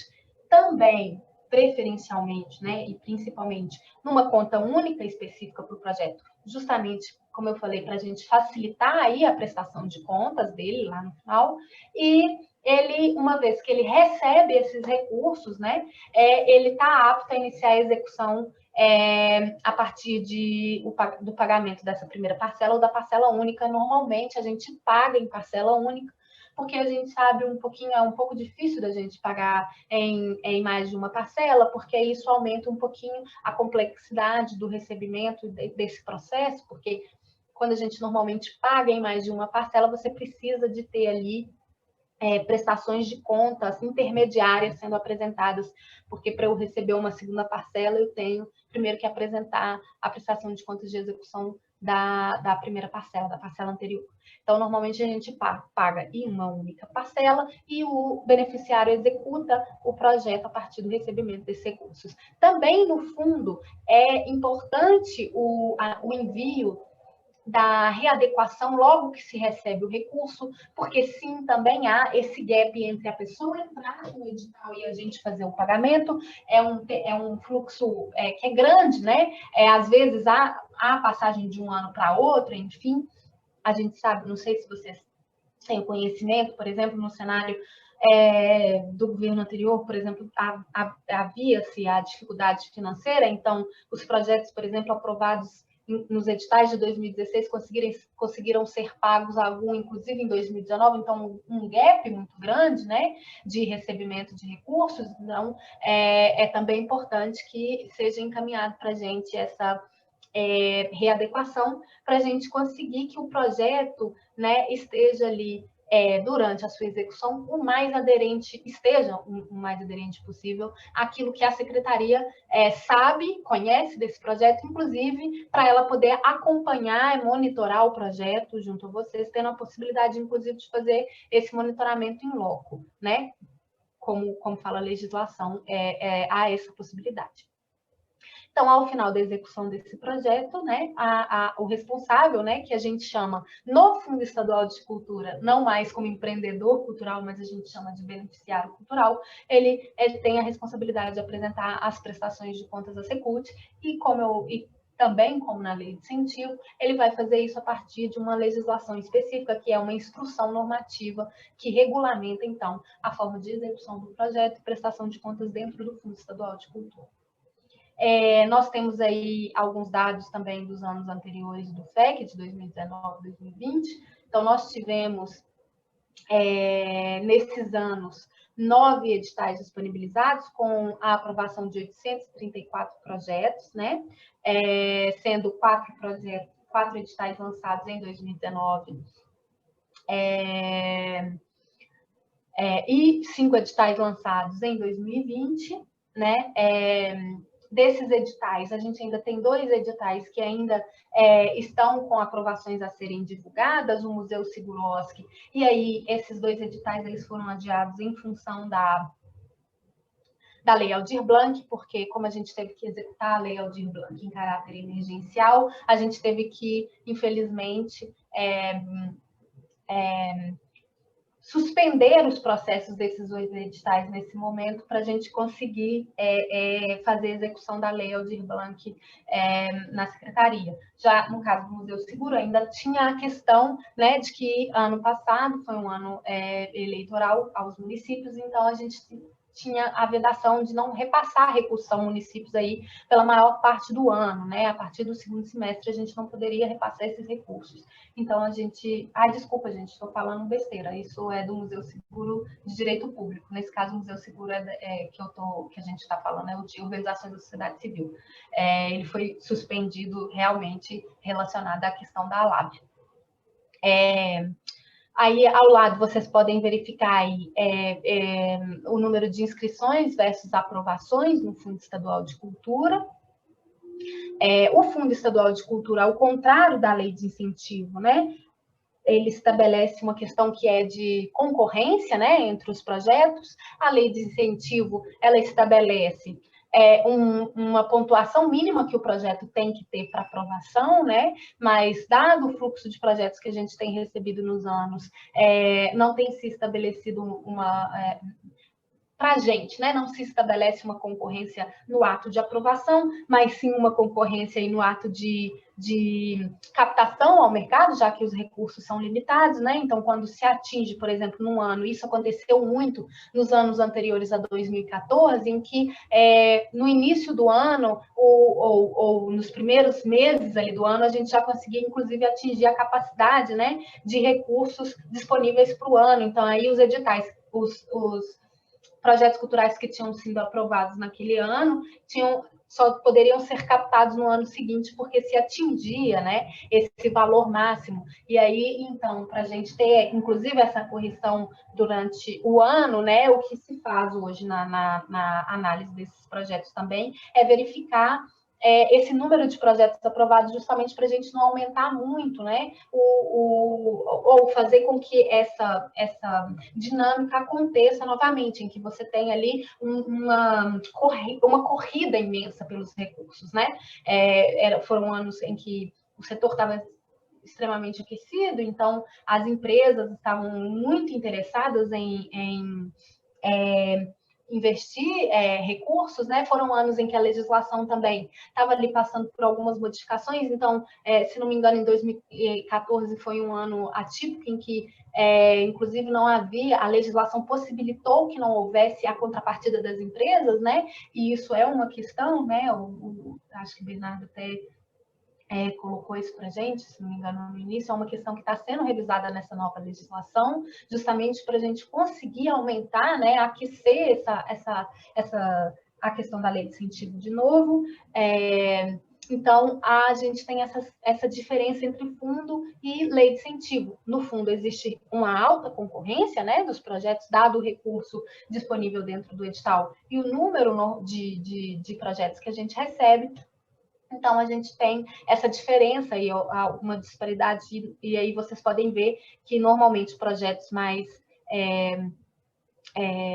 concorridos, né, tem essa disparidade grande, e já os editais, como, por exemplo, o Risadaria e o Arte Salva, que tiveram ali uma oferta maior do que a procura, eles têm essa disparidade menorzinha.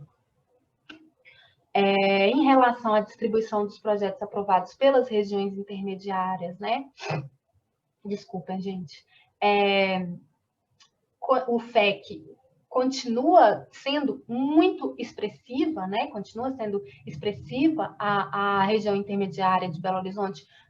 No entanto, um pouco menos do que na lei de incentivo, né? E a ideia é, durante o ano, né, a gente corrigir essa questão, principalmente utilizando-se do fato da regionalização, da possibilidade de regionalização dos editais, né? Então, você ter editais direcionados às outras regiões intermediárias especificamente, justamente para ir corrigindo essas disparidades, né? E tendo aí as regiões que foram menos, que tiveram menores distribuição de recursos dados projetos aprovados no FEC, a gente tem aí Uberaba e Patos de Minas como as duas regiões que tiveram aí menos expressividade nesses anos, nesse período, 2019 e 2020. Sobre o planejado versus executado, no ano de 2019, a gente tinha como planejado, ou seja, disponível para o fundo, um montante de 15 milhões, e a gente executou 7 milhões, e isso se deu pelo fato de que, como eu disse, né, houve um efeito bola de neve a partir do ano de 2016, quando se declara a calamidade financeira do Estado. Então, optou-se no ano de 2019, né? E também até, inclusive, no ano de 2018, eliminar esse efeito bola de neve que vinha dos projetos culturais desde os editais de 2016 e 2017. Então, optou-se realmente por quitar, né, a dívida, ou quitar essa responsabilidade, né, que o setor público tinha com projetos já aprovados em editais anteriores, por isso essa diferença entre o planejado e o executado, principalmente. E em 2020 a gente teve, então, um planejado total de 19 milhões e executamos 11 milhões.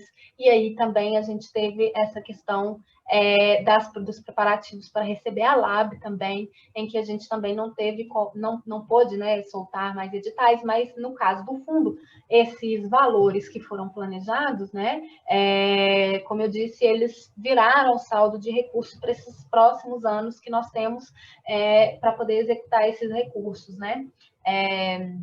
Então, o calendário de editais do fundo esse ano, e aí eu acho que vocês já estão sabendo disso, né, que o secretário já tem sinalizado para essas questões de lançamento dos editais, ele já está sendo finalizado, o calendário de editais, né, já estamos pensando aí nos editais desse ano, para a gente poder consumir esses recursos que estão disponíveis como saldo, tanto quanto o que está sendo também planejado para esse ano. Bom, aí tá os nossos contatos da Superintendência de Fomento. Hoje nós temos o Igor Arci como superintendente, tem os contatos aí, o diretor de fomento é o Luiz, que vai conversar com vocês amanhã sobre a plataforma, e a diretora de monitoramento é a Janaína, monitoramento e prestação de contas é a Janaína, que também vai estar presente com vocês na quarta-feira, dando o curso relacionado, né, falando um pouquinho da temática de prestação de contas, monitoramento e prestação de contas, ou execução e prestação de contas de projetos culturais. Enfim, é isso, gente. Acho que eu falei demais.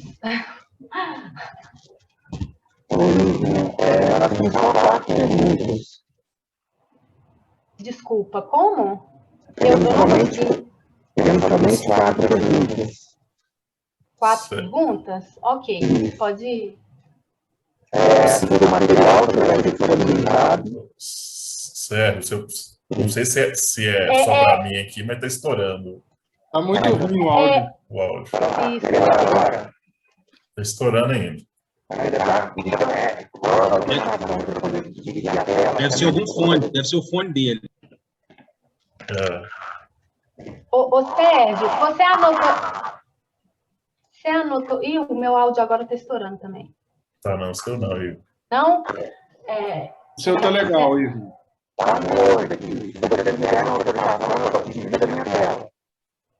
Sim, então pode ser. Eu vou parar a minha apresentação. Gente, eu agradeço vocês ouvirem esse tempão de ladainha, né?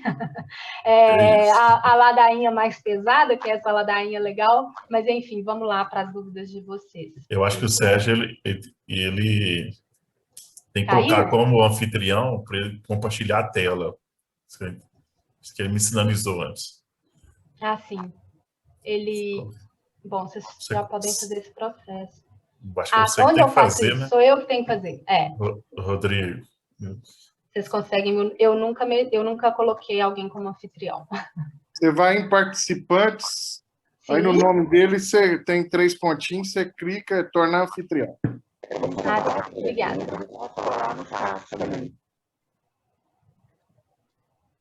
O som seu, Sérgio, está muito ruim.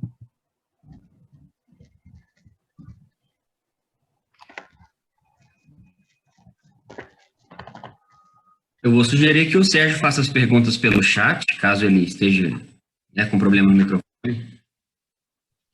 Eu acho que ele falou que as perguntas estão no chat. Espera aí.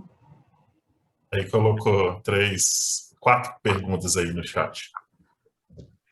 Você pode ler aí, Rodrigão? Posso. Primeira pergunta, se o material do curso será disponibilizado. A gente pode disponibilizar, sim, para vocês. Não há problema nenhum, não. A gente encaminha. A gente vai disponibilizar esse material do curso na plataforma EAD da Secult. Ele não está disponível ainda, mas a gente vai inserir esse material na plataforma, que é ead.secult.mg.gov.br. Tá? Aí nos próximos dias a gente valida essa informação aqui e a liberação do conteúdo. Se você puder colocar no chat para a gente o endereço, te agradeço. Vou colocar. Outra pergunta aqui é como e onde fazer o cadastro. Seu cadastro na plataforma, né? Imagina. Isso, o cadastro ele é feito na plataforma. Amanhã, no material que tá disponibilizado para vocês, tem a plataforma, mas também lá no site da Secult, também tanto na área do fundo lá, como na área da lei de incentivo, tem lá o link para a plataforma digital também, assim como o link para a verificação da resolução 10, que é a que vai falar lá quais são os documentos que são necessários entrar na plataforma, mas amanhã o Luiz vai falar com vocês, vai dar o passo a passo direitinho, vai mostrar para a plataforma, vai falar direitinho como é que insere os documentos lá. Então, acho que a partir de amanhã vocês vão ter com mais clareza isso, onde é a plataforma, enfim, como que faz esse cadastro, quais são os prazos, enfim, toda essa questão o Luiz fala com vocês amanhã. Entendi. A terceira aqui, qual o tempo aproximado de avaliação do projeto? Então, aí, na lei de incentivo são 60 dias. Então, a partir do momento que você cadastra o edital, o projeto ele vai ter até 60 dias para ser avaliado. E isso é colocado num calendário, né, de reuniões da COPEFIC, desculpa. E aí, lá no calendário da reunião, você sabe, por exemplo, porque lá estabelece assim, normalmente, os projetos inscritos na plataforma até tal data serão avaliados na reunião X da COPEFIC, né? E normalmente essa diferença entre a data que você entra com o projeto, a data estabelecida para os projetos que entraram na plataforma e a reunião que ele vai ser avaliado é de 60 dias. Legal. Agora, no fundo, é a partir do edital, né? Cada edital vai estabelecer um prazo. Normalmente, os prazos são entre 60 e 120 dias. Normalmente. Mas aí, a depender do edital, da forma do projeto, enfim, né? E aí depende toda dessa construção, né, do edital em si, para a gente conseguir verificar mais ou menos ali o tempo necessário, que vai ser necessário para avaliação do projeto, porque a gente verifica, enfim, número de projetos que vão chegar, a complexidade desses projetos quando a gente estabelece o edital, né? Enfim, se vai haver comissões especiais ou não para análise desses projetos. Então, a depender do formato, né, que a gente estabelece, do processo, a gente vai também estabelecer dentro do edital o prazo que vai ser, que a gente vai ter entre você inscrever o projeto e o projeto ser aprovado. Entendi. O prazo total, né? Legal. Só aproveitar o gancho, que você faça um pouco para a gente aí, porque não sei se ficou claro para o pessoal, mas tem duas maneiras, né? Dois caminhos. Tem um que é o incentivo, né? Você escreve o projeto é apto para captar, e a gente vai em busca das empresas. Tem até uma pergunta aqui, como achar o perfil, né? O Marcelo perguntou como identificar empresas aptas para financiar o projeto. Essa é uma maneira. E tem o fundo. O fundo depende de editais, né? Então, se o nosso projeto é aprovado no fundo, a gente não tem que ir atrás de empresa, não é isso? Não. Isso, é repasse direto da secretaria, né? A gente tem questões que são diferenciadas, né? Por exemplo, por captação, você tem essa questão que você tem que buscar empresa, nem sempre você tem sucesso. Mas, no fundo, também tem problemas como, por exemplo, obviamente que o nosso objetivo aqui, né, e dos governos é sempre minorar essas questões, mas pode haver, por exemplo, um gap entre você aprovar o projeto e receber, porque pode ter algumas dificuldades financeiras, enfim. Mas é direto. Então, uma vez que eu tive o projeto aprovado, o recebimento vai ser direto do Estado. Então, eu não vou captá-lo no mercado. Eu vou aguardar, né, os procedimentos, como eu disse, né, de habilitação, de formalização do contrato, né, assinatura dos termos de compromisso, para eu receber o recurso e só aí, então, eu poder executar o projeto a partir dessa readequação aprovada. Entendi. Tô aproveitando aqui, viu? E, por exemplo, você quer que eu já falo das empresas? Isso, porque já, por favor. As empresas que são aptas, né, a serem incentivadoras são as empresas que recolhem ICMS, né? Infelizmente, a Secretaria de Fazenda, ela ainda não está, ela não, por exemplo, coloca ali uma lista de quais as empresas do estado de Minas Gerais recolhem ICMS no estado, mas você tipifica a partir daqueles segmentos que pagam ICMS. Normalmente são os segmentos de transporte, telecomunicação, bebidas, algumas indústrias, enfim. Aí dá para a gente conseguir olhar ali. É um pouco complicado, mas é possível, quando a gente verifica ali a legislação do ICMS, da gente verificar quais são esses segmentos.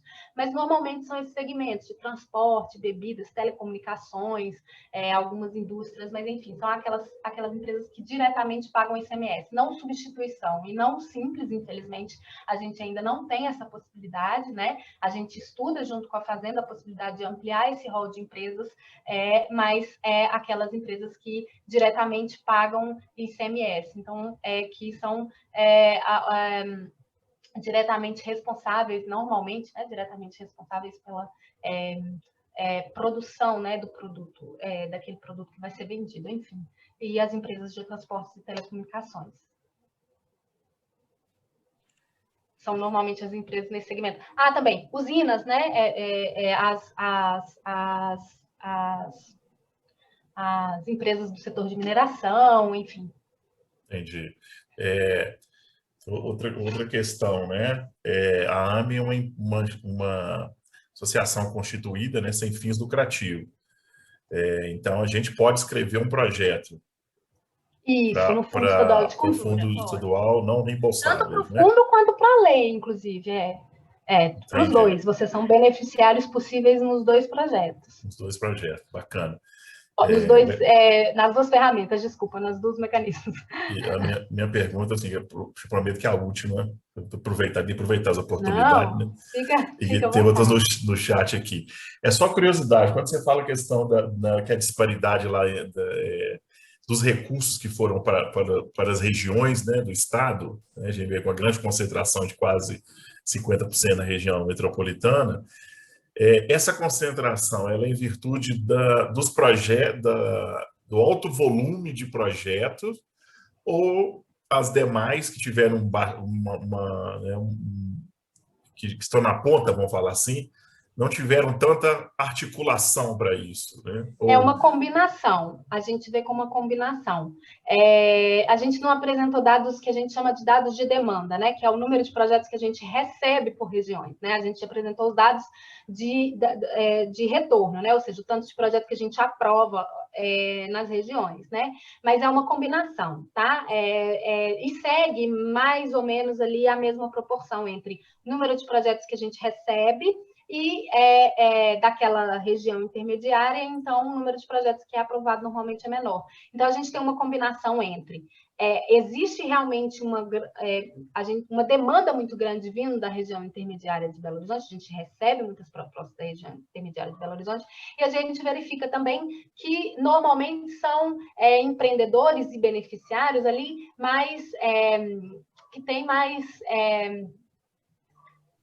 habilidade, vamos dizer, assim, habilidade, ou estão mais capacitados no sistema, né? Conhecem ali mais os meandros do sistema, das burocracias, então conseguem ali mais terem sucesso, né, na apresentação dos seus projetos. Mas, e aí a necessidade hoje, né, e o secretário tem dito muito isso, a necessidade da gente realmente capacitar o segmento e principalmente os empreendedores e os beneficiários do interior, para eles poderem apresentar mais projetos. Porque a gente sabe, né, e você pode visualizar tanto nos últimos editais do fundo, a gente até colocou esses dois tipos de critério lá, a gente sabe que uma pessoa que regularmente apresenta projetos e tem os projetos aprovados, ela aumenta ali a sua proximidade do mecanismo, então ela aumenta a capacidade de continuar sempre aprovando projetos. Então, o que a gente quer é capacitar o interior, e aí por isso que o fundo ele tem essa visão de distribuir mais recursos para o interior do que para a capital, porque a gente sabe que quando o empreendedor é beneficiado no interior, provavelmente nos anos seguintes, em que ele tiver interesse de entrar com projetos, ele já vai ter uma maior ali habilidade, um maior jogo de cintura para entrar com o projeto, para ter o projeto aprovado, enfim. Ele já tem a maior musculatura, né? Não, eu perguntei isso aí, até pelo fato, né, da gente ser uma associação que atua a nível estadual, né? É interessante a gente discutir sobre isso, né? Assim, a gente tem representantes aqui de todo o estado daqui, né? Com a gente, né? Então, a gente pode até, de certa forma, também assumir um pouco esse papel, né? De A tornar gente está isso aí trabalhando mais... para ir junto, né, nesse caso.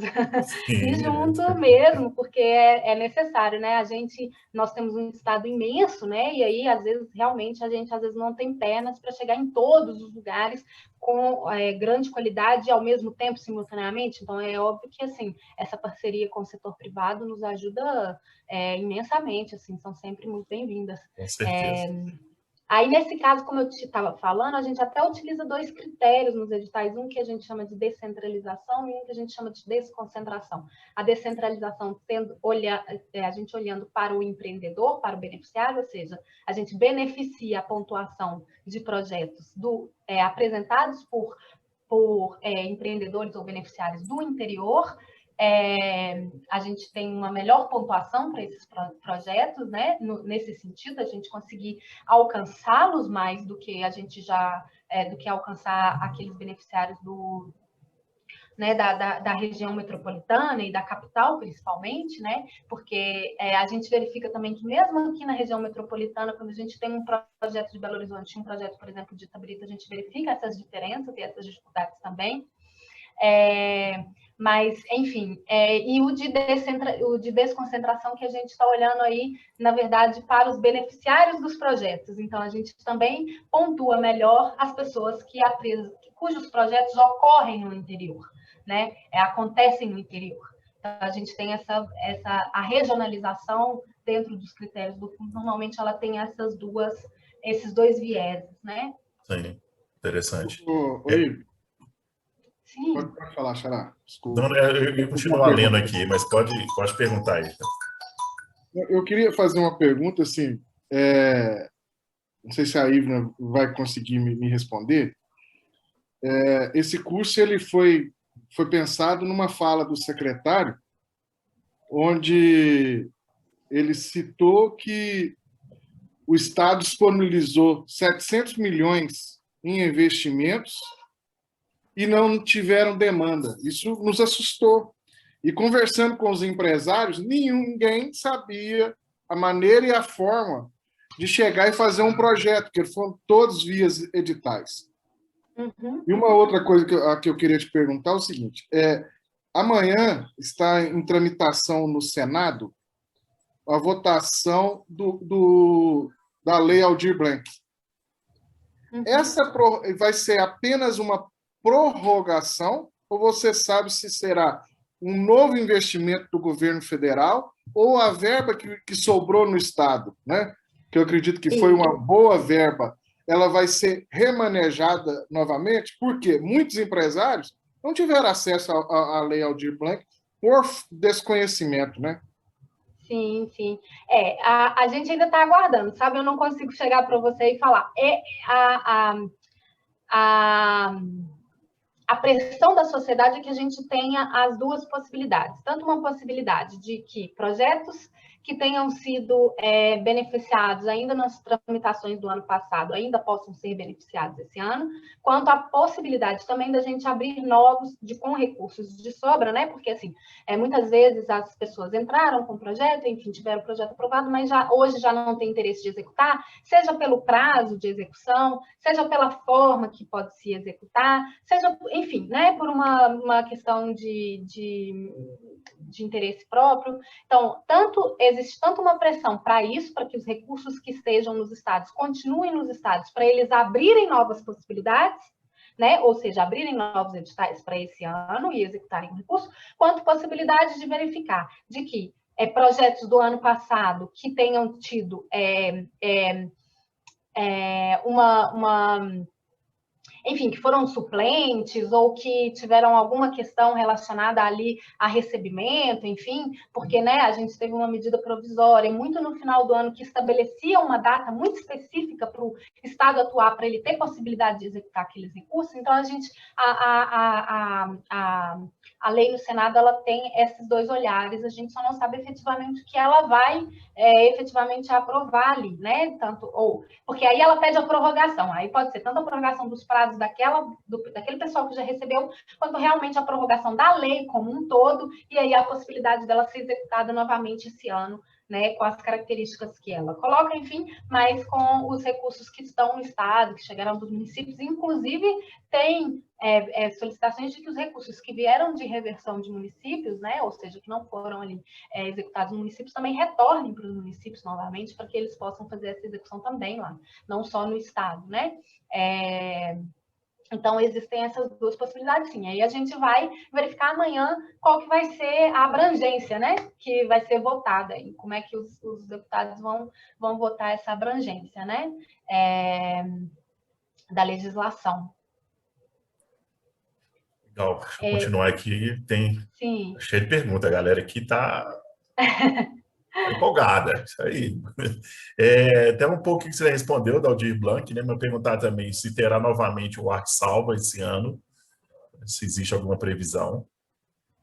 A princípio, a gente não tem uma previsão no edital nos moldes do Arte Salva, mas a gente tem, né, como eu falei, a gente está finalizando aí o calendário do fundo, e aí a gente tem a possibilidade de novos editais com a característica do Fundo Estadual de Cultura, né? O Arte Salva, ele foi um edital muito característico para aquela época, né? Para aquele modelo. E a gente também percebeu uma baixa adesão, porque a gente viu ali, obviamente, como era o primeiro edital que a gente estava fazendo nesses moldes emergenciais, a gente nunca tinha feito isso antes, a gente percebeu que a gente teve ali, obviamente, como setor público, né, alguns erros na hora de formatar esse processo. Então, o que a gente está fazendo dada a experiência do Arte Salva, a gente está construindo editais que possam também, obviamente, socorrer o setor, mas voltados, né, para aquelas questões em que, dado o Arte Salva, dada a lei Aldir Blanc, que a gente entende como estratégicas nesse momento de serem olhadas para elas,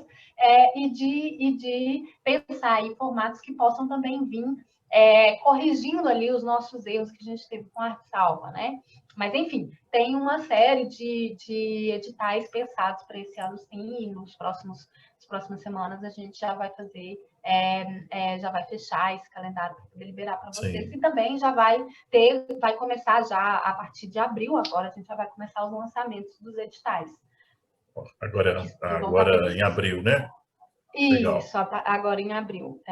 Acho que ele responde outra pergunta aqui, né? Está previsto de recurso para esse ano, para produtores de eventos e artistas. Deve estar dentro desses editais, né? Isso. Acredito. Tinha uma perguntinha aqui antes, falando sobre readequação na plataforma SEI. Sim, a readequação ela é feita na plataforma SEI. A partir da habilitação, né, do processo de habilitação, todo o restante do processo é feito dentro da plataforma SEI. Então, a gente faz habilitação, contratualização na plataforma do SEI, readequação e prestação de contas, tudo dentro da plataforma SEI. Entendi. Outra pergunta, vimos em outros estados, em razão da pandemia, as leis de incentivo foram restringidas apenas para recursos em forma de editais do Estado, retirando a possibilidade de apresentação de projetos com patrocínio de empresas através do incentivo fiscal. Você saberia nos informar se isso irá acontecer com a lei de CMS de Minas? Provavelmente não, e eu digo isso pelo formato legal que a legislação tem. Como ela estabelece os dois mecanismos, ainda que numa mesma legislação, correndo separadamente, né? Então, a gente tem os recursos da lei, a gente tem os recursos do fundo. E tendo essa forma colaborativa, né, a gente consegue perceber que sem lei de incentivo a gente não tem Fundo Estadual de Cultura. A gente sabe hoje que a maior parte dos recursos do fundo, que entram hoje no fundo, advém da execução da lei de incentivo. Então, provavelmente não vai haver essa suspensão, como foi feita, né? Nesse caso, você deixa ele de lado o ICMS e foca só em projetos como o do Fundo Estadual de Cultura. Isso não vai acontecer por causa dessa questão da legislação estabelecer dessa forma, né? Sem contar que, assim, a Fazenda já liberou os recursos desse ano, gente, vocês vão esquecer, eu realmente não me lembrei de pegar o valor certinho desse ano, mas é mais de 100 só milhões. deixa eu te interromper, Ivna, só um minutinho. Claro. Estou passando para... Eu tenho outra reunião agora às Claro, 17 secretária, à horas, vontade. queria só passar para deixar um abraço para vocês. Estava procurando uma oportunidade para falar, e aí você deu a deixa. Bom, para a lei de incentivo, no incentivo fiscal, são 116 milhões, sendo que somente 4 milhões foram captados até a presente data, o que mostra um esgotamento da lei por conta dos 35% que tem. Que nós, essa semana mesmo, já vamos mandar um novo PL para alteração na lei de incentivo. No entanto, esses 35% não saem da empresa, também são desgravados no imposto de renda, né? Então, assim, eu acho que há um movimento com as empresas também de fazer os projetos, a classe artística, enfim, e os eventos, a gente está muito ainda devagar, né? Mas as empresas estão aí para o patrocínio, e com relação ao Fundo de Cultura, no mês de abril, nós deveremos liberar, a partir de abril, editais na monta de 15 milhões, e há outros 10 milhões de reais remanescentes da Lei Aldir Blanc, que caso seja aprovada, e será, nós já temos notícia que será, a medida provisória que autoriza o gasto nesse ano, nós teremos, então, 25 milhões a fundo perdido para o setor de eventos, para o setor de cultura, os festivais, enfim, e há, nesse momento, 112 milhões disponíveis no governo para captação via ICMS, né? Então, essas são as duas áreas. Importante também, assim, um recado é que eu estou batalhando junto ao BDMG. O BDMG ainda não soltou linha de crédito porque o FUNGETUR, o governo federal ainda não liberou, né, a linha de crédito FUNGETUR. Agora, quanto ao apoio ao setor de eventos, está votando nesses dias, né, o PL, e a gente tem quase certeza, a partir da articulação que nós fizemos, eu conversei com o senador Viana, também com o assessor do Rodrigo Pacheco, e eles estão empenhados na aprovação desse pacote de ajudas.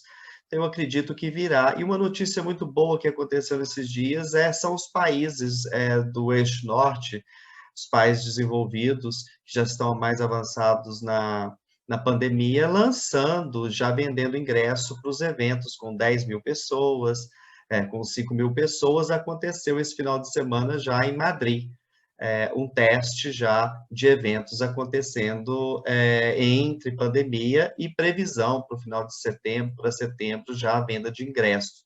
E eu costumo dizer que nós andamos 20 anos atrasados do primeiro mundo, países desenvolvidos, e com relação à pandemia, nós estamos atrasados, nas minhas contas, 2 meses em relação aos países desenvolvidos.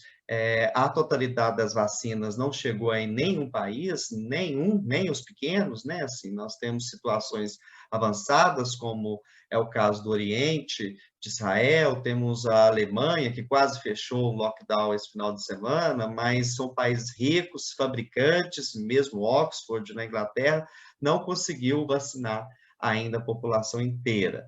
Eu acredito que com o aperto que foi dado agora no governo federal, todo mundo se unindo, governadores, e eu acredito que isso se acelera muito agora a vacinação, sobretudo com a liberação de empresas particulares poderem comprar, e a fabricação própria que se inicia no mês de abril. Eu tenho esperança que no mês de maio nós vamos já poder, quem sabe, retomar casamentos, retomar pequenas solenidades. Eu tenho muita esperança que a partir até de abril mesmo, assim, segunda quinzena de abril, mas a partir de maio, a curva ela vai ser crescente, e eu acredito também, na minha experiência, no que eu estou ouvindo falar, que não fecharemos mais, né? Porque esse fechamento ele foi muito importante, ele também mobilizou o país, Mas com esses fatores todos, e sobretudo da vacina e de um maior controle, eu acredito que a gente vai ter uma curva ascendente, né? Eu acho que é o último pico que a gente tem nessa pandemia, o mais doloroso, o mais difícil, mas as perspectivas são boas, né? A gente vai passar esse momento. E fico muito feliz de vocês estarem treinando nos cursos do Incentivo à Cultura, para não perder mais tempo, né? Para que o recurso chegue e a gente possa colaborar com vocês na retomada e na reestruturação do setor. Contem aí sempre com a gente. Obrigado, Ivna. Eu já estou saindo, viu, gente? Eu só passei realmente para dar um abraço a vocês. Eu estou com outra reunião às 16 horas, mas não queria deixar de dar uma saudação. E, sobretudo, ânimo. Eu também estou meio deprimido em casa, eu não aguento. Eu sou muito elétrico, muito de rua. Eu estou custando. O meu sentimento é de estar carregando corrente. Aquela velha sensação de que as coisas não acontecem, com tanta coisa na ponta para acontecer, mas não acontece. Mas com resiliência, bom treinar o coração também, para a gente ter resiliência e fé que vai passar, se Deus quiser. Né? Secretário, te agradecer mais uma vez. Eu sei que o momento que o setor de eventos e entretenimentos nós estamos vivenciando hoje é um momento único. Eu posso falar com um pouco de propriedade, com 27 anos que eu estou no setor de eventos e entretenimento, nunca, o Estado sempre deu o peixe, mas ele nunca deu a vara. Então, assim, muito obrigado, parabéns, assim, conduta do senhor com o nosso setor, o seu olhar, você está sempre sensível às nossas dores, sempre batalhando e buscando o melhor que possamos sair desse deserto mais rápido, sempre com a palavra de otimismo, sempre nos levantando. Assim, muito obrigado. Eu acho que esse curso, né, ele vai nos ajudar muito, né? Que eu falei aqui antes da senhora estar aqui, falei com a Ivna, uma palavra do senhor no seminário fez muitos de nós empresários refletir, porque quase nenhum sabia da verba que foi destinada. E foi muitos milhões de reais que nós aqui deixamos de estar investindo em nossas empresas, poderíamos estar vivenciando hoje um momento mais tranquilo financeiramente, se a gente tivesse tido essa visão. Então, muito obrigado, te agradeço aqui em nome de todos que estamos aqui, né? Que possamos vir outros. E lembrar que essa formação, estender ela a outros atores que não puderam estar no curso, e lembrar que isso é perene, né? Não é para agora, é uma formação realmente de inclusão de vocês nos fomentos todos que a gente pratica no ano, e é muito importante descentralizar esses recursos que ficam na mão de poucos, e é dever do poder público publicizar, expandir, dar mais acesso, e a felicidade nossa de vocês estarem antenados e se formando para isso realmente é uma felicidade e dá um gosto muito grande. Eu agradeço, viu, gente? Muito obrigado e conte aí conosco, qualquer dúvida é só mencionar. Um abraço.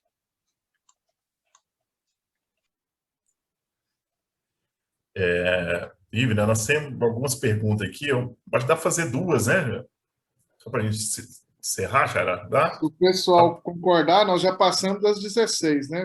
Algumas aqui, talvez a gente copia e manda, talvez responde por e-mail, né? Só para não ficar sem resposta, mas o que o Sérgio levantou aqui, você pode escrever CPF e CNPJ ao mesmo tempo em situações iguais e ou diferentes.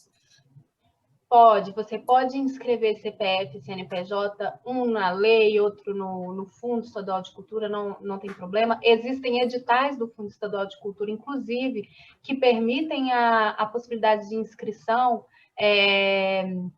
de mais de um projeto no mesmo edital, em mais de uma categoria. A gente tem algumas limitações de execução na legislação, que é o seguinte: as pessoas podem aprovar por ano até 2 projetos e podem executar no mesmo ano até 3 projetos. Então, eu posso, por exemplo, esse ano estar executando 2 projetos já e aprovar mais um, e aí pode ser CPF, pode ser CNPJ, não tem problema. Aliás, existe até uma diferença, né? CNPJ envolve também um pouquinho o que a gente chama de núcleo profissional, então o mesmo núcleo profissional também entram nessa conta, né? Mas você pode sim ter mais de um projeto, tanto para ser aprovado quanto em execução, aí a depender dessa quantidade de projetos por ano que você pode estar executando e pode aprovar, né? No mesmo ano. Acho que, não sei se ficou muito claro, mas é isso. Então, eu posso aprovar até 2 projetos no ano e posso ter em execução até 3 projetos no mesmo ano. Entendi. A última aqui tem uma empresa registrada em BH, mas quer escrever para executar um projeto em outro município mineiro. É possível? Nesse caso, seria melhor cadastrar o projeto via CPF? Aí vai depender do edital. Não necessariamente é melhor cadastrar via CPF. Você pode ser um empreendedor ou um beneficiário de uma cidade e executar o projeto em uma outra cidade. Não há problema nenhum. Como eu falei, a gente tem até aquela questão da descentralização e da desconcentração, né? A gente até quer e gosta muito de projetos, né? A gente olha para projetos com um olhar bacana, desses projetos que conseguem interiorizar as ações deles. Tanto o empreendedor ser do interior, o beneficiário ser do interior, quanto também a capacidade de interiorização que o próprio projeto tem da ação que ele propõe, né? Então, sim, você pode apresentar um projeto, você sendo de Belo Horizonte, pode sim apresentar um projeto para execução, por exemplo, em Diamantina, em Almenara, não há problema nenhum. É só você deixar isso claro no seu projeto, né? Como que vai ser essa execução, enfim. E aí o que a gente só coloca, né, é que é bacana quando você vai executar projeto em um lugar, por exemplo, no interior do estado, que você também ali utilize mão de obra daquele local, né, da melhor forma possível, enfim, né, da forma que for melhor possível, mas assim, que você também leve para esse local também essa possibilidade de fomentar, né, ali também a cadeia produtiva local, quando você está apresentando o projeto lá. É claro que a gente sabe que isso acontece, mas aí a gente fala que, assim, ter um olhar especial para isso também é importante, né, dentro do projeto. Legal, porque essa turma que está aqui são fera em movimentar a cadeia local, viu? Ótimo. Pode ter certeza disso. Ótimo. Aqui você pode Deus. confiar que a turma aqui mexe com a cadeia local, viu? Vai ficar tranquilo. Só para a gente encerrar, eu queria só que você passasse a bola, o Rocha, aí para o Rodrigo Marques aí, só para ele estar como AME, né? Para ele encerrar a gravação para a gente lá. Voltando de novo como começou a gravação e encerra para nós. Tá como AME Associação, não é isso? Isso aí, tá com você, tá contigo aí, Xará. Pessoal, então podemos encerrar, estendemos 10 minutinhos, né? Eu acho que foi excelente, né? Muito bom. Eu que agradeço. Eu acho que é o que eu falei com o Leônidas, a vara nós estamos recebendo, né? O Estado vai dar o peixe, mas nós temos que saber pescá-lo. Então, assim, muito obrigado, que Deus te capacite cada dia mais. Assim seja. Pode ter certeza que eu vou falar por mim, que eu tirei muito proveito e aprendi muito hoje. E a gente está disponível, gente. Amanhã, às 13h30, a gente solta o link da aula de amanhã. Tá bom? Okay. Tenhamos um final de tarde aí excelente a todos. Fiquem com Deus e até amanhã. Obrigada. Ai, gente, obrigada. Tchau. Obrigada, boa tarde e até amanhã.